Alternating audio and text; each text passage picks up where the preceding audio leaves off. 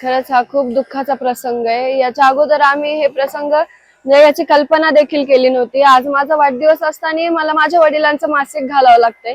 ही आमच्यासाठी सर्वात मोठी आणि या जगातली सर्वात मोठं दुःख आहे की आम्हाला हे आज करावं लागतंय। एका साईडने आनंद असताना आम्हाला या दुःखाच्या पायरीतून जावं लागतंय। कालचा हा लागलेला रिझल्ट सुद्धा माझ्या वडिलांच्या आशीर्वादाने आणि या पूर्ण महाराष्ट्राने दिलेल्या साथीमुळेच हा चांगला देखील लागलेला आहे।